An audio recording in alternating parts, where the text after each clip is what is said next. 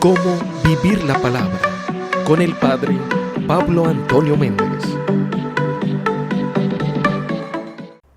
Oh Señor, mi fuerza y mi fortaleza, mi refugio en el día de la tribulación. Familia, feliz y bendecido miércoles 15 de diciembre. Y les traigo la alegría del Evangelio para este día, tomado del capítulo 7, versículo 19 al 23 del evangelista San Lucas. En aquel tiempo Juan envió a 2 de sus discípulos a preguntar al Señor: ¿eres tú el que tenía que venir o tenemos que esperar a otro? Los hombres se presentaron a Jesús y le dijeron: Juan el Bautista nos ha mandado a preguntarte: ¿eres tú el que ha de venir o tenemos que esperar a otro? Y en aquella ocasión Jesús curó muchos de enfermedades, achaques y malos espíritus, y a muchos ciegos les otorgó la vista.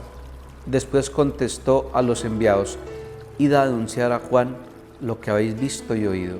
Los ciegos ven, los inválidos andan, los leprosos quedan limpios, los sordos oyen, los muertos resucitan, y a los pobres se les anuncia la buena noticia. Y dichoso el que no se escandalice de mí. Palabra del Señor, gloria a ti, Señor Jesús. Familia, hoy el Evangelio nos dice que los discípulos de Juan van donde Jesús y le preguntan: ¿eres tú el que tenía que venir o tenemos que esperar otro? Y nos surgen como dos preguntas. ¿Será que los discípulos de Juan están dudando sobre Jesús? ¿O será que es una pregunta propia de Juan, que en este momento se encuentra en la cárcel? Porque ahí Juan está en la cárcel.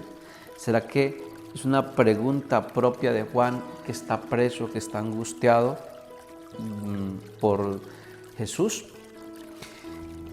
Vea, la fe de Juan el Bautista era muy firme, la fe de Juan el Bautista era sólida, la fe de Juan era robusta, la fe de Juan era muy madura en la persona de Jesús. Y eso lo dicen varios textos de la Sagrada Escritura, varios evangelios. Por ejemplo, allá en el Evangelio de Juan, Juan dice de Jesús: ese es el Cordero de Dios que quita el pecado del mundo. Esa expresión tan hermosa la toma la Iglesia y la coloca dentro de la liturgia de la Eucaristía. Y esa expresión le sirve a Juan para que acerque 2 de sus discípulos a Jesús. Recordemos también cuando Juan dice: es necesario que Cristo crezca y que yo disminuya. Es decir, estas expresiones de la Biblia nos llevan a suponer y a concluir que Juan el Bautista, el gran profeta, no tenía ninguna duda sobre la persona de Jesús. Pero entonces la pregunta que nos podemos hacer es: ¿por qué Juan envía a sus discípulos a que le pregunten a Jesús: ¿eres tú el que tenía que venir o debemos esperar a otro? Vea, creo que la respuesta más correcta es esta. Juan quería entregar sus discípulos a Jesús, porque la vida de Juan fue una entrega, fue un entregarla a Jesús. Toda la vida de Juan fue entregarla a Jesús, porque Juan quiere que sus discípulos se aferren a Jesús, se entreguen a Jesús. Es decir, no es que Juan tenga dudas sobre la persona de Jesús, sino que quiere que sus discípulos salgan de las dudas sobre Jesús.